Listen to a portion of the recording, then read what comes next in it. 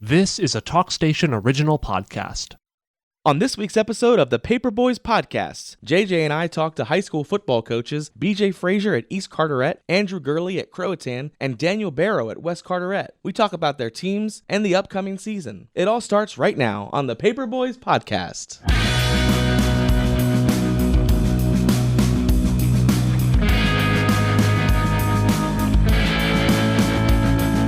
Hello and welcome to the Paper Boys Podcast. I'm JJ Smith. And I'm Zack Nally. Welcome back, Zack. Man, no Zack Nally in the studio last week. I was sad to be at home, but I'm glad to be back. I was sad and lonely without you. But they did have Ross Caraway, our producer, with us. And now the studio is loaded this week. We are doing high school football previews. And joining us for the first segment is East Carteret coach BJ Frazier. Welcome. Thank you for having me. I appreciate it. I really appreciate it. Tell us about the 2023 East Carteret Mariners. How they looking? This year we're coming in pretty young. Well, experience-wise young. We have about three guys that have 3 years of experience playing at East Carteret. Everybody else have 1 or 2 years of experience, but the athleticism is there. We got a lot of good battles, a lot of skill positions, a lot of skill players to fill those skill positions that we have in our spread offense. And defensively, we got some big boys up front. Got a little bit of youth on the back end, but I think we've been working hard this summer. The guys have been there. It's probably the most consistent summer that we've had since I've been here, and they've been working hard and building a foundation and learning the scheme and doing a great job. BJ led East Carteret to their first conference championship in 6 years last year. They had a tough game versus defending champion Northside Pinetown in their first conference game, a 29-22 win. That was a heck of a game.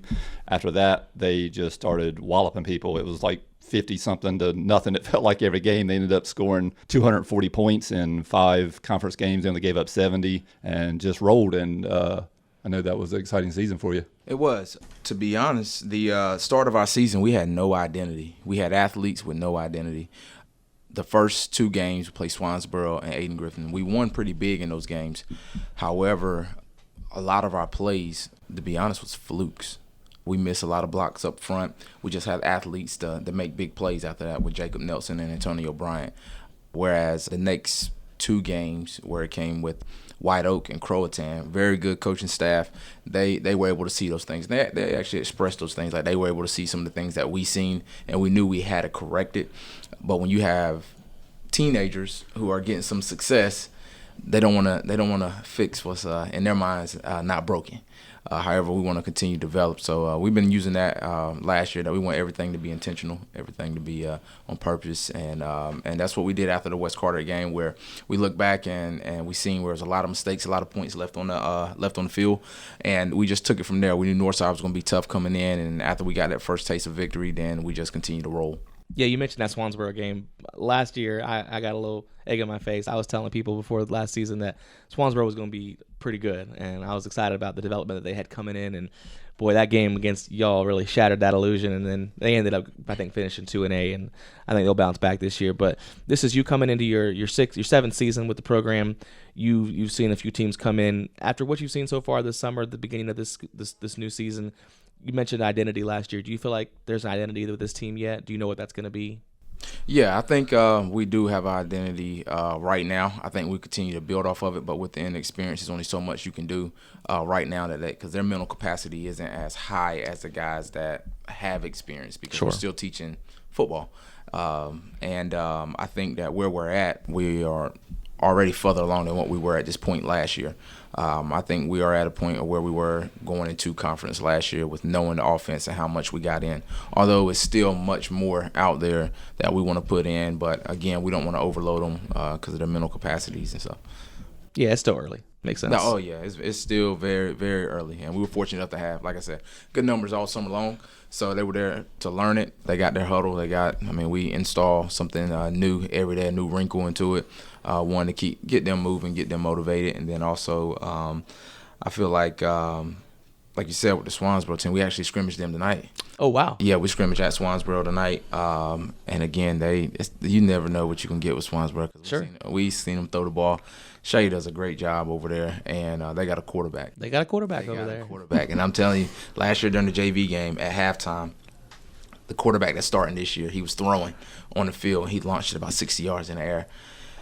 And I said, okay, we got to prepare for this, because they had 4 receivers that could go get it. And get to the game Friday night, he wasn't starting. So the guys was like, okay, the other kid's starting. So we're good. Feel a little better about it. A little bit better Yeah, about yeah. it. Our defense coordinator, he was all over. Well, they only got one of those receivers back now this year, so Well, it'll be that's interesting to the see top tonight. one. Yeah, he's the best That's the one, top though. one. He's That's the true. top one. He's good. He's real good. A great kid. I actually got to talk to him. Tomorrow, Amari Canes. Yes. Yeah. I got to talk to him after the game last year, just one-on-one, just about leadership and a couple of things that we seen on film during his scrimmage and during the game that as a coach I would like to see him correct to be so that he can be that next top receiver out of Swansboro. Speaking of quarterbacks, BJ's mentioned a few times about how inexperienced this year's team is. They lost their quarterback, Jacob Nelson, who was the Carteret County News-Times Male Athlete of the Year. He had over 2,000 yards last year, 28 touchdowns. Also lost a couple offensive linemen. And the defense pretty much graduated almost, right? You lost Savion Johnson, Daniel White, Brody Nelson. They were part of a fantastic defensive line. Lost two of the best linebackers in Micah Evans and Branson Long. Lost two of the best players in the secondary, Shemel Baker, Charles Mathika. So defense took some hits. Defense took a lot of hits, a lot of hits. So when it comes to identity, that's where we're trying to figure out our identity. I think that with our defensive line that we have now, they're a lot bigger. I think our defensive line, starting defensive line right now is, we play a three-man front. Between those three guys, they're over 1,000 pounds, which is pretty big for a two-way school. Well, 1A. I'm gonna say 1A. Right on the line there. Yeah, right on the line. The thing has been trying to teach those young guys to step up and to be able to fill those gaps. Those big boys they don't run as well as those guys did last year because those guys were fast. They were really fast. Right now, two of them are going to college to play football, and one of them is going to college to play football, and they're moving him to tight end. So, which is Savion at Elizabeth City State, and then Brody, of course, he's going to play baseball, and Daniel White's working and going to CCC. But those guys could run. Those guys have athletic backgrounds, whereas these guys that are in now at the D line, they're big, like they're 300 pounds. Well, it's good to have that size. It is great to have that size. You can have linebackers to fill the gaps now. And on the back end, it's hard to replace a Shemel Baker and a Charles Mathika. Dynamic athletes in any sport that they play. It's hard to replace them, but I think with those young guys that we have coming in with Miles Shelton and Brock Furr, and we still have Jaden Watson as well, those guys coming in and filling those positions is going to be good for us. Now, on the offensive side of the ball, speaking of quarterbacks, last I heard there was a QB battle going on. Is that still the case, or has there been a starter named? It's still the case. Okay. Right now, Brady is doing a phenomenal job at what he's doing. He got a year in this new scheme that we've been running, and he's further along just because of the knowledge of it. And then Luke McIntosh, I transferred from Pinecrest. He's been playing in a very similar system, so it made it easy for him to transition. And the only thing he had to do was learn the terminology. And both of them are great kids. When they say iron sharpens iron, it's happening, and I love it because now at the end of practice they're both on the field throwing, whereas before, or typically any other year, it was all right, when practice is over with, all right, we're gonna go ahead to the locker room. Now they know that it's a true battle. I haven't named it yet. Both are doing good. They're doing really good. Right now, I say it's neck and neck. We have a scrimmage with Swansboro tonight. And then, of course, practice on Thursday. And then Friday, we have a jamboree in Rocky Mount. And we'll see what happens from there and name a starter from there. Got Antonio Bryant back. He's definitely going to be one of the most exciting players in the county this year. He ran for about 1,200 yards and 16 touchdowns last year. I know you're going to probably lean on him a lot this year. Yeah, we're going to lean on him a lot, whereas we also have 5 other backs in the backfield that can run the ball. Antonio is fast. He's very fast. Miles Shelton is just as fast as him. Antonio is strong. DJ Murray is super strong. So we have guys that can fill in those spots. Because last year, again, we weighed on him, and he had a lot of carries in the game. Whereas now we can distribute the ball amongst DJ, Antonio, Brock, Miles, and even Ollie Progzinski. You feel like it'll be 50-50 between the run and the pass this year, somewhere close to that? I'm not sure, just depending on what in our offensive scheme, we take what the defense gives us. If we go into our scheme and know that they're gonna blitz us heavy, we'll throw the ball. If we know they're gonna sit back in the zone, and give us numbers in the box, then we're going to run the ball. So just depending on what we get up front, what we get on defensive backfield. What's working for you right now, and what needs work? Right now, what needs work on our team, I would say leadership. That's the big thing. With young guys and a young crew, of course you have my 3 defensive linemen that's been there for 3 years. However, everybody else only been there for 1 or 2 years. So leadership is going to be the big thing. We don't want to develop a mindset of riding the coattail of 1 player, 2 player, but I think within the position groups someone has to step up and lead, but also they got to be taught how to be leaders as well. One thing I say that's good for us is the fact that we're athletic. We're extremely athletic, but I also say with talent and athleticism, you just don't want to rely on that alone. We do want to offer our congratulations to Coach Frazier here. Apparently, he was recently named to be coach in the East-West All-Star Game in 2024. It's a great opportunity. Yes, that's awesome right there. I got the call, and he said you want to be in the East-West game. Or no, he said, Coach, we would like for you to coach in the East-West game. And I said, excuse me, who is this? Who am I talking to here? And I said, East-West game, like, East Carteret, West Carteret? And he's like, no, the All-Star game. And I said, absolutely. I would love to do it. And then Coach Bo Williams called me and asked me some questions about specific positions and where I would like to coach or where I feel comfortable coaching and stuff. And it's an honor. It is an honor. I've watched Coach King do it. I watched Coach Kiefer do it when he was my coach. And just to be able to be in that same bracket with those guys who has a lot of wins, been to state championships, it's amazing. It feels good. BJ, this is the first time you're joining us, but it won't be the last. Thank you for coming in and talking to us today. Thank you. I appreciate it. Thanks for having me.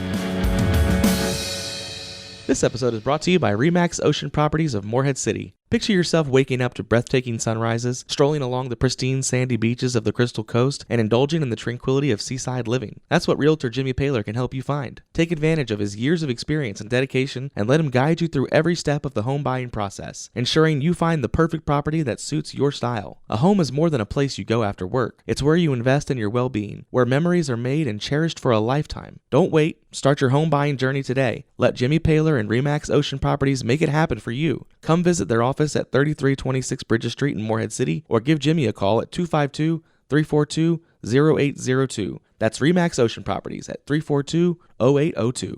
Hi there, this is Brian Hanks with the Brian Hanks Show from Kinston, North Carolina. You are listening to the Paper Boys Podcast with JJ and Zack. We're joined now by Andrew Gurley, head football coach at Croatan High School. Welcome, Coach. We're glad to have you. Yeah, thanks for having me on. Cougars are coming off back-to-back 4-7 seasons. Got a roster filled with a lot of kids that were coming up from sophomore year and a talented class of freshmen. Tell us about this year's team and how they're looking so far. Yeah, obviously last 2 years that we didn't perform to our standard. Going 4-7 back-to-back, that's just, that's not acceptable in our view as a coaching staff. So, we kind of went back to the drawing board this offseason. It was like, what do we got to do? Obviously, even though we had the same record the last 2 years, both of those teams are very different. And I mentioned this to you guys too, last season, I think there was a couple games where a couple different breaks go a different way. We're probably looking at 7-4 and not 4-7. So we're excited about the group we got this year, though. Obviously, we lost some talented seniors last year, but we got some guys, a few surprises, some guys that have stood out to us, this summer, and but some guys obviously that we knew that we could count on coming into it. So I'm ready to get out there. I'm ready to see what these guys can do against a different colored jersey, and obviously it's a clean slate going into any new season. So expectations are high, but we want to pay attention to the details right now and get the fundamentals down. But I really love this group, and I think we can do some good things this year. I'm super excited. Yeah, and Coach Gurley's coming into his 6th season here, and it's worth noting that Croatan got moved up from the 2A division to 3A 2 years ago, and maybe that's part of it. It's certainly no excuse for some of the things that I'm sure you as a coach would say, but it's still part of the equation. This is our 3rd year in a new conference, so maybe things will be different this year. What's some of the biggest things you've noticed that's different about this year's squad than say last year's? Well, I mentioned some guys that we're bringing up. I love seeing the transition.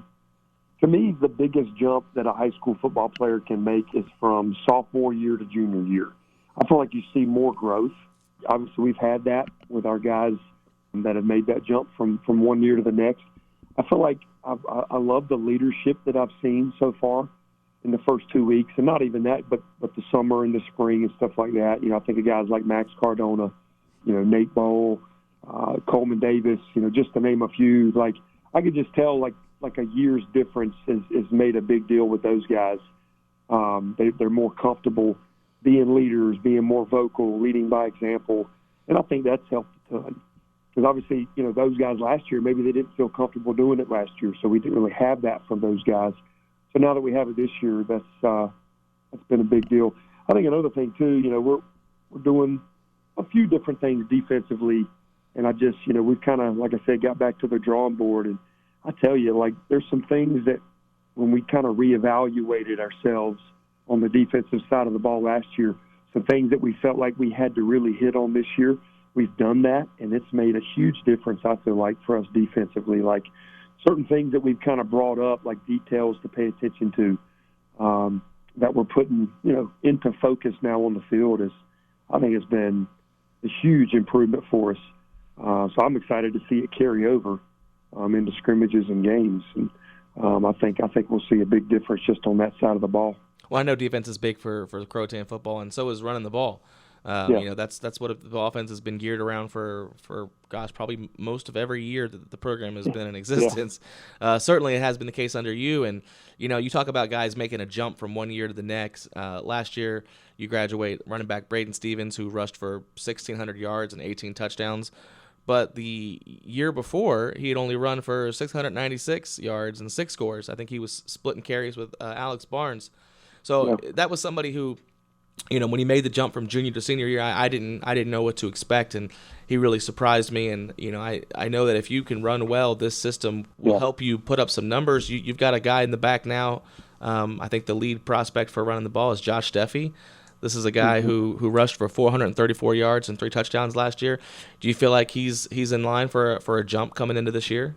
Yeah, I definitely think he is. And going back, Braden is an example of, like, I think of guys like Colton Sullivan from 3 years ago. Like, Colton, when you look at his career numbers, his first 2 years, I think his freshman year he got hurt. Sophomore year, not huge numbers. Junior and senior, like, he got better his junior and senior year as far as numbers go.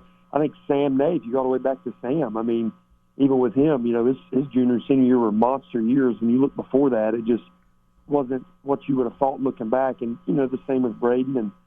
And I think Braden's junior year, like you mentioned, we had a few guys there like Alex Barnes, and it was kind of more by committee there. And I think that's more what we're going to this year. Josh is obviously going to be a big step up for us, not just on offense but defense. We've got him at Mike linebacker this year, and he's done – Josh is super smart. I mean, he is very intelligent. We'll be going over stuff, not just offensively but defensively, and Josh can tell you on a certain play or a set not just what his job is, but every single other position on the field, what they're supposed to be doing. And, I mean, that's what you want. And your Mike linebacker and your running back, and, I mean, you got to know the ins and outs and all the details of everybody. But just to name some other guys, Tony Bentz, he's going to be a senior for us. He got hurt right there at the tail end of the season last year. We're expecting big things from Tony. Weston Thomas is another one that he played his freshman year. He got hurt in baseball season. And, as you guys know, high school baseball season and high school football season are pretty close together. So he got hurt his freshman baseball season, so he couldn't play his sophomore football season. And we're super excited about him. Braden McMahon, Andrew Boucher's a freshman that we really, really like on the backfield. We brought him up. Hayden Link's another freshman. So our running back room is as deep as it's ever been. And so it's a beautiful thing because you've got so much competition there. And as you guys know, competition breeds success. And so I'm excited to see those guys duke it out and see who can separate themselves, toward the top there as those top 3 or 4 backs. And so I don't know if we'll see, record-breaking numbers by an individual, but I feel like we can see it from our running back, from our running backs as a group this year. Yes. I think they can have just as good a season as any group of running backs we've had. Yeah, it's not totally new to have a running back by committee approach. You talk about Alex Barnes and Braden Stevens 2 years ago, or when Colton Sullivan and Alex Barnes and I think Dustin Hayden had some big yards that year, and then JJ Pritchett and young Braden Stevens, or you go back to the fearsome twosome of David Wallace and Lewis Reddick, and those two guys ran well together. So when you run as many yards as the Croatan offense is going to run each year, it's probably best to have multiple backs back there who can get the job done. Definitely. And, we're not opposed of running or throwing the ball. We always look, we go in every year, thinking maybe, well, this year we might try to, balance to us is not going to be 50-50 run to pass. It might be, 70-30, 60-40, it just kind of depends. And I think it's all about the personnel you got too. I mean, like I said, with Coleman and Easton Taylor, our quarterbacks a year older, they're throwing the ball really well in practice. If you came to our practice, you would think something's going on, because we do throw quite a bit. I mean, we have a certain time session every day in practice where it's just devoted to pass. So it's always there. We've always want to have that ability, especially if we get down and we get behind in a game and we need to throw to help catch up. We want to be able to have that ability. So it's there. It's in our arsenal. So it's just all about, when do we need to go there and when do we need to rely on the run. Coach, you've given up about 25 points a game the first 2 years in this 3A Coastal Conference, and I know you're excited about maybe some improvements on that side of the ball. You got Nate Ball back. He's a senior. He's led the team in tackles each of the last 2 seasons. You got Landon Lewis, who you've moved from defensive back to defensive end, and then you've got some other guys I know you're hoping can step up and make some contributions, like A.J. Pyle on the defensive line, Weston Thomas at linebacker, and Christian Taylor and Jace Lee. Where are you looking for improvement on that side? Well, obviously, when you mention 25 points a game, I mean, that's not acceptable, as a defense. I mean, it's hard to win games when you're giving up that many points. So obviously we've got to get better there. And one of the things we're preaching this year to our defense is guys between the 20s, from 20 to 20. Hey, they might move the ball, they might have some success, but when they get in that red zone, we've got to bear down. We've got to almost have that bend but not break mentality. And I think last year, if you look at it, we didn't really give up big plays. I mean, we did here or there. When you play teams like Havelock and East Duplin, you're going to give up some big plays. But I think overall last year, we didn't really give up those big chunk plays, like we've done in the years past. I think it was a lot of times it was our red zone defense that just hurt us. And so that's obviously one thing we've got to clear up. And we've been preaching to our guys this year, situational awareness. If it's 3rd and 12 as opposed to 3rd and 4, that offensive coordinator, that opposing team, he's going to have a different play call, 85, 90% of the time. If it's 2nd and 8 compared to 2nd and 4, 2nd and 3, same thing. So we've really been preaching situational awareness, down and distance. Where are they on the field? Are they inside the 25, or are they backed up on our 40 or their 40? So I think just building our football IQ from a defensive side and improving on our red zone defense, those are the 2 things that come to mind that we've got to improve on. Coach, real quick, I know Max Cardona is a guy you're looking to be a difference maker on both sides of the ball. Yeah, Max is, man, I tell you, you don't really get to see it in a game as far as because everything's so spread out in the game. You got the fans way back in the stands, people standing around the fence. I just wish people could see Max's personality, because it comes out in practice, and he is just, no lie, he is another coach on the field. And if guys are, just technique-wise not doing something right, hey, put your inside foot back. Just little things like that. I mean, it's every day. And, Max, he doesn't take a day off. I mean, he's there, and he works his tail off every day, and he wants his teammates to be at that same level. And, I hate that we've only had him for 2 years. He played basketball, obviously, his whole career at Croatan, and he didn't come out for football until his junior year. And we're so thankful to have him out there. I mean, he's a captain, obviously, by that title, but he is the epitome of what a captain needs to be for your football team. He's definitely a valuable piece for us. Well, Coach, this is your first time joining us, but we hope it won't be the last. Thank you so much. Yes, sir. Thank you, guys. I appreciate it. In 1959, you could buy a new house on the coast for about $12,000, a new car for $2,000, and fill it up with gas for only 25 cents a gallon. Everyone was cruising the beach, listening to the Platters, the Coasters, and a young guy named Elvis. And when it was time to eat, they all ended up at L's Drive-In in Morehead City. For over 60 years, L's has been serving up our world-famous super burgers, shrimp burgers, oyster burgers, and our mouth-watering fried chicken and barbecue. This coastal tradition of great food and friendly and fun customer service means L's is proud to be serving our third generation of regulars. And we're not done yet. Drive in and pick your spot under the old oak trees, next to the hospital in Morehead City. Then prepare your taste buds for a coastal tradition like no other, providing the best food, service, and atmosphere in Morehead City since 1959. L's Drive-In, next to the hospital in Morehead City. We're joined now by West Carteret football coach Daniel Barrow in his 9th year. 9th year. Crazy. Yeah, wild. Yeah, thanks for having me, guys. The Patriots off back-to-back conference championships. I don't know if that's ever been said in the history of the program. Can't say that. No. Yeah, they've done well. The guys have, they've rose to the challenge and still hungry though. So that's the key. They not satisfied with the 2. They're gonna do everything they can to make it 3, and they're doing all the right things right now. 9-1 in conference over the last 2 years. Yeah. And we've had some very close games that could have gone either way. We could be sitting here easily and be 10-0 in those last 2 years, or the other way, we could have a losing record in those. So we've been able to pull out some close games in conference, and that's the way it's going to be. I feel like this year and going forward, there will be some battles in the league. I think the league from top to bottom this year is probably as close as it's been. I think there's any number of teams that could jump up there and take that top spot this year. Well, that was the idea with this realignment, right? Was we get these 6 teams that can all have a chance to go for a conference championship. So far, West Carteret has been the one to make the most of that. But like you said, I mean, really any of these programs, Richlands, Dixon, White Oak, Swansboro, Croatan, they all have a shot at making a run. Yeah, I don't think any program looked at the realignment and didn't say like, hey, we got a shot. Mm-hmm. With this could be something that in the next 4 years, we can make a run.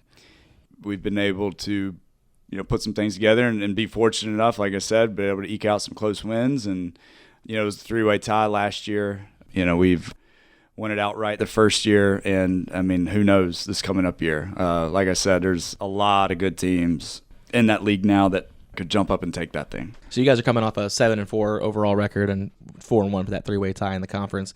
You're a week and a half now into the official season. You had all summer to see your personnel. What's your thoughts on this year's team? I think that this year's team has a strong focus. They've been working extremely hard. They've kind of kept their eye on the prize, looking at what they've done in the off season and all the way up to this point. They're guys that I mentioned earlier, staying hungry. They're staying hungry. Not satisfied with what we've done. I think in their minds, they want to push it farther. So I've liked what I've seen really in the weight room since January, and then getting out on the field in May, and been going at it. And you said first official week was last week, but man, I mean, it all kind of blends. We've just been going after it for a while now. It feels like it's been consistent, and it's been great, and I like the focus and the attitude and the effort of this team. I think that kind of sets them apart a little bit from maybe previous teams, and they're together, they're cohesive, and they want to work. Yeah, and it takes a lot of people to get that kind of cohesion. And you ask any football coach, and they'll tell you that the success depends on a huge number of kids contributing day in and day out. But it's also rare in this county or in any really football team to have somebody at signal caller that is a truly capable player, and you've got one, and Jalen Hewitt. How does he look so far this offseason? Raph, he's looking sharp. Yeah, he's looking good. Just so talented, man. Like, you just don't ever see kids that can put the ball where he can as quickly as he can. But I think really what separates Raph and you really saw it at the end of last season, is his ability to complete the play no matter what's going on around him. So it was on full display in that Vance County game, that playoff game, where he was making throws that no matter what was going on around him, if the world was falling into his lap, receivers weren't quite open, he made it happen. He's that kind of kid. He's got that special just it factor where if you can say what's his best attribute as a quarterback, you can't really say accuracy or quick release or arm or whatever. It's just that it factor, that winning factor where he can just make it happen, where that's a hard thing to practice or to rep, or you got it or you don't, and he's got it.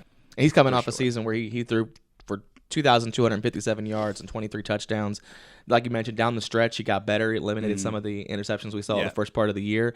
And we were just talking about this with Gurley and this is, something that you guys know as football coaches, that the jump players make physically and mentally from sophomore year to junior year is usually the biggest. Yeah. Do you feel like he's in line for a big jump here going from that season to this? Yeah, it's going to be hard to tell until it's live. We're scrimmaging tonight and then again on Friday. Who you got tonight? I don't know when this airs, but I don't know. Tonight's Wednesday. Who you got tonight? Wednesday. We have Rosewood coming in, where I went to high school. That's right. Where Troy went to high school. So, and then Troy's brother, star quarterback, Daniel Barrow. That's right. Yes, sir.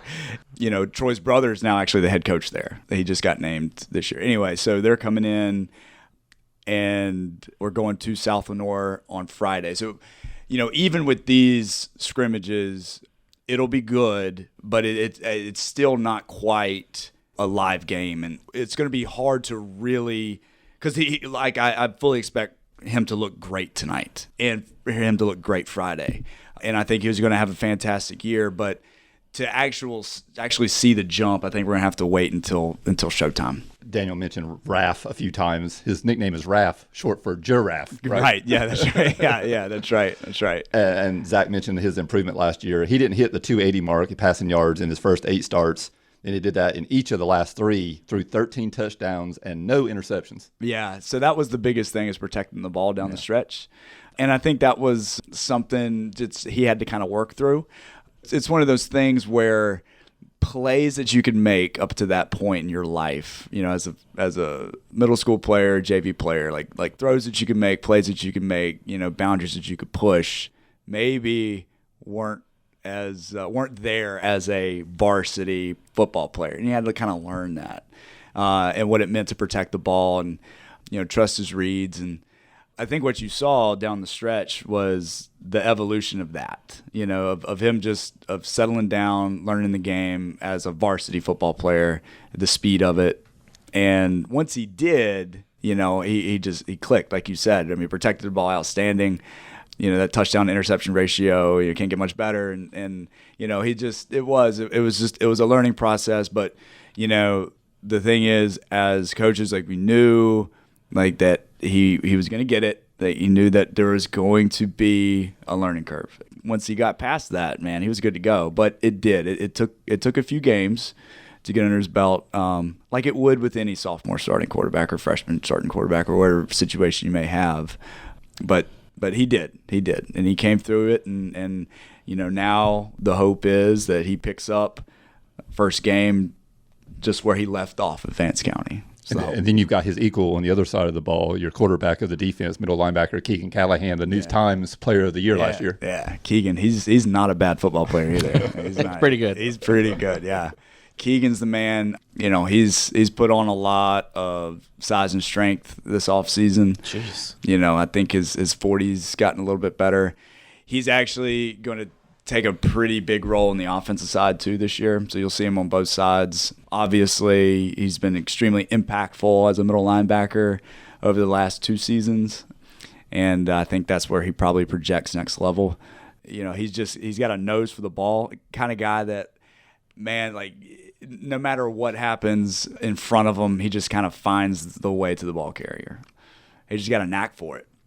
But this year we'll line him up out there at receiver a little bit too, tight end, and He looks good. He looks good doing that. He's been doing that all summer. Looks very good doing that too. Those are the headliners. Who's a couple other kids we should know about this year? I mean, there's a bunch of guys, and the thing is, I think that we'll probably see the evolution of a lot of guys kind of as the season goes along.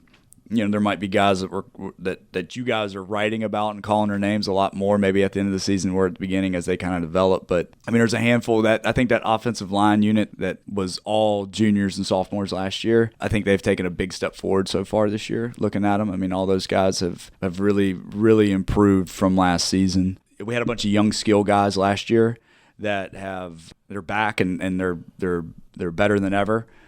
We returned Lamar Teal, at running back, and Sean Carteret and Josiah Jones out there as DBs and wide receivers. Those guys played last year. Landon Mann played last year out there, DB and wide receiver coming back. We've got a good defensive nucleus coming back from last year with our linebacking core, Keegan being one of them, obviously, but, we return Cutler Newman and Noah Anderson there.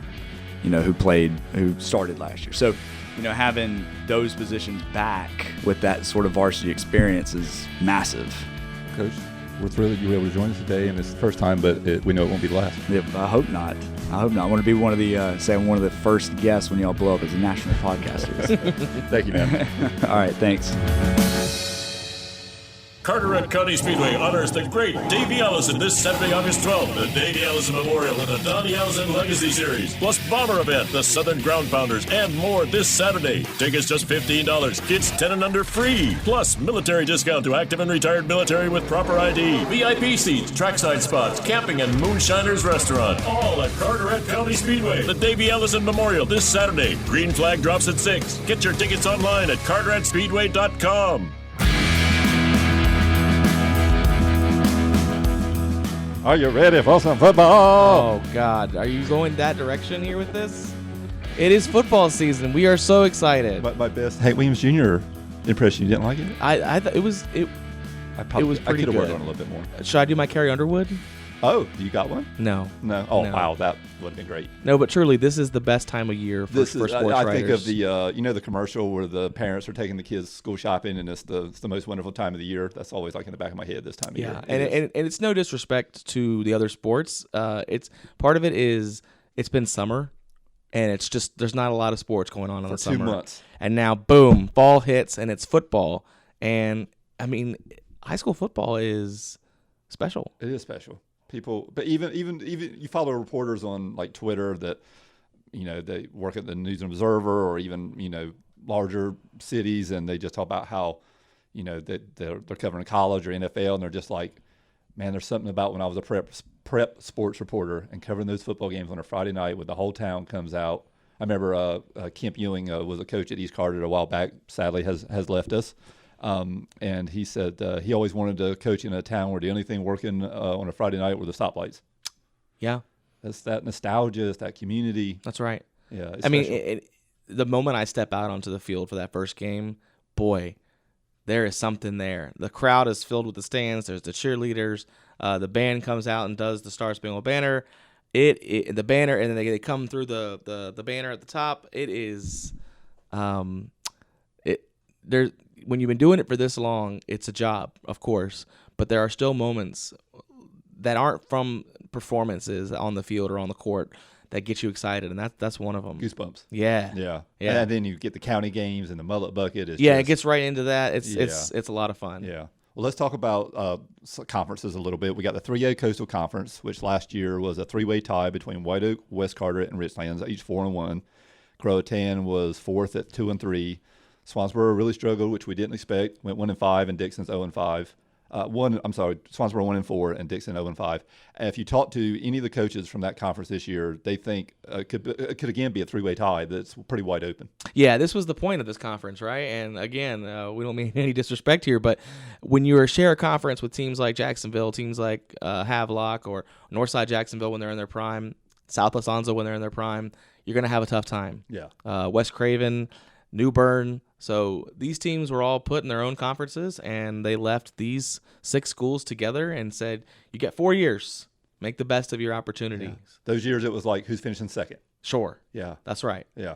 And now we have a chance. I mean, really every year. We talked to Daniel Barrow earlier, who said, they were a couple plays away from, not being the one at the top there at the end. So there's been no runaways so far. Well, we talked to Andrew Gurley too, and he talked about how they were 4-7 and 2-3, but they felt like a couple games. You look at their schedule last year, they only lost to White Oak 2014. Yeah, I mean that takes you from 2-3 to 3-2, and then you're one game back of a conference championship. Yeah, that's how it's going to be. There's not going to be really any night where there's going to be somebody that you say, well, that's a given win. High school is so much different than college and pro. You basically know who's coming back. You know who other teams are leaving. There's no transfer portal. There's no free agency. But there was quite a move this year. West Carteret lost Nick Johnson, who was a standout sophomore defensive end. He's that dude was fourth on the team in tackles with 64. But he had 6 tackles for losses, and he had 2 sacks, and that was as a sophomore. He goes to White Oak, and they have a stud defensive end on the other side now named Kamari Brown. Make sure I'm getting that right. Yep, Kamari Brown, who last year had 93 tackles, 20 for a loss. He had 9.5 sacks. So now those are your bookend defensive ends at White Oak. So you're not in the studio with us. My mouth is agape, and this is probably showing my lack of rapport. I should have read JJ's story that he wrote on the first football practice. I am shocked. That's a huge loss. So that is a kid who every time I saw him in the hallway, I think I did this twice where I said, who is that kid? Tall, clearly an athlete. Right. But screams defensive end, tight end, right? But hadn't the varsity was packed with upperclassmen, right. Hadn't had a chance to really stand out. This would have been the year. Absolutely. But now he's at White Oak. Interesting. So there's 2 defensive ends. Now, White Oak brings quite a bit back, but they did lose their, kind of everything. And I hope I don't butcher his name. Eleni Maggio. That's right. That's right. The guy signed was North Carolina Central. That was the guy. That's Division I football. He was the guy. Yeah, he ran for 1,400 yards. He had 12 touchdowns on the ground, receiving. He was, always a threat there. Return game, he single-handedly beat West Carteret. It was returns. It was running. It was quarter. You put him anywhere. So I remember when these teams were preparing for that. Swansboro, West, Croatan, they all mentioned him as, it's not necessarily a one-dimension team, but they had that kid's number circled. So that's a huge loss. Yeah. But you talk to Daniel Barrow, West Carter, you talk to Andrew Gurley, Croatan, they'll tell you Croatan brings back a ton, and they do. Yeah. So we'll see losing that gigantic presence if they can overcome that. Yeah, I'll be interested. You mentioned what it's like to have a guy, somebody that is going to be a night in, night out producer. West Carteret has that, and Jalen Hewitt, the quarterback. Croatan does not, but you know what? They rarely do. Right. And maybe somebody stands out. Yeah. But that system is designed to grind and punish opposing defenses with a run game. Literally, nobody likes to prepare for that game because you're going to get beat up. You're going to get grinded down by the fourth quarter. They are going to have more energy than you potentially, and that's where the trouble starts. And I don't know if you get this feeling or not, but when you talk to Andrew Gurley, it feels like he's pretty optimistic. I think he feels like they're in the mix. Yeah, they've got a great program over there. They've got a great weightlifting program. Guys coming strong, and they've got, I think, 3 of their 5 offensive line are coming back, I want to say. Maybe I got that wrong, but I know that they've got a great coaching staff, and they've got the pieces in place to continue doing what they do well.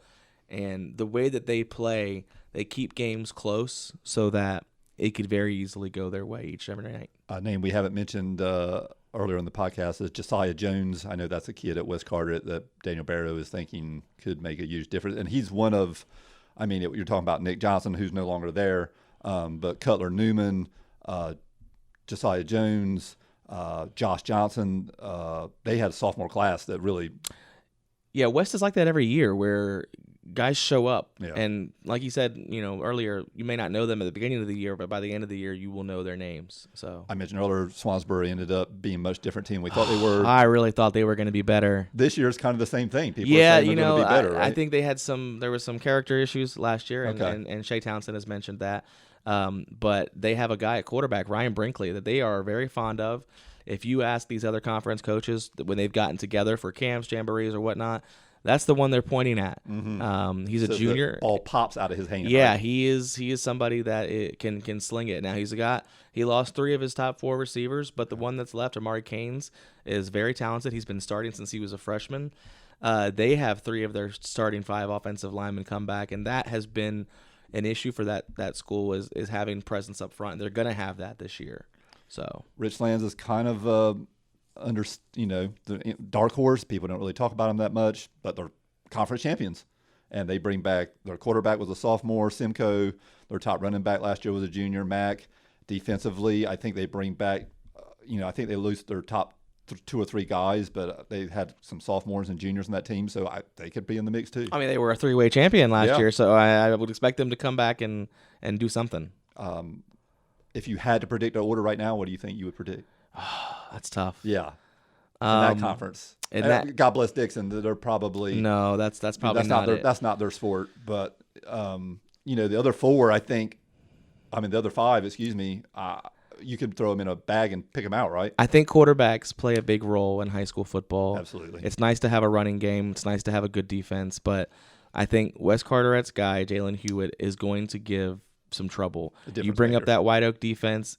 Hewitt was on his.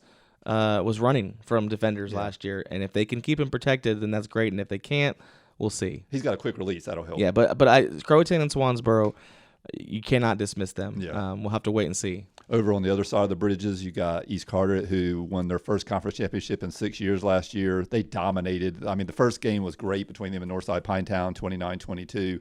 After that, they were just running roughshod over people. They lose a ton. Most of the defense is gone. Those kids were really good. They lose Jacob Nelson, your quarterback. You lose your most dynamic weapons on offense and defense, and Shamel Baker and Charles Mathika, who are focusing on basketball as well. They should. That's where they're going to play college sports. The rest of the conference, you look at Pamlico, you look at Northside Pinetown, you look at Southside. I think East is in a good situation because it looks at the other rosters and the stats from last year, other teams lost a lot too. Yeah, and I mean, again, to have at least one central person who can give you that production, Antonio Bryant is the guy. Yeah. I mean, if you've seen him run, you know what he's capable of. If they can make the holes for him, he's going to produce. Yeah. And I know, we talked to BJ Frazier earlier, and he's excited about this offensive line. There's like 3 guys who are like 1,000 pounds. I think it was the defensive line. Make sure not 1,000 pounds each, but they combine for 1,000 pounds. That's not a common thing in Beaufort to have. No, usually, it's smaller guys on the offensive and defensive lines over there. Small and quick. Yeah. Now they're big, like 300 and something pounders. So maybe a little Croatan action over there. Maybe some ground and pound. Yeah, I think it'll be more balanced. They do have 2 quarterbacks that one is a JV guy, one is a transfer, so a little bit unknown there if you're only focused on varsity. I'm excited to see what they can come up with. I think offensively, do you just get the vibe that they think they're going to be okay, whichever quarterback wins, more than capable. We got Antonio, you got this line. They got some kids coming up. Miles Shelton, the people they think that can, really make a difference on the outside. I think defensively, that's what it's going to come down to for them. Yeah, and he seemed confident. Yeah. I know they've got some pieces that they've got to plug in. They lost quite a bit, but again, another great coaching staff, talented year in and year out. Yeah, I mean, we got Andrew Gurley at 5. Is that right? Year 5? Year 6. Year 6. BJ Frazier, year 7. Daniel Barrow, so they've year been here a while, 9. and all these programs are rolling along pretty well now. Season starts next Friday, August 18th, and we'll be covering it. We'll be there. Hope you will too.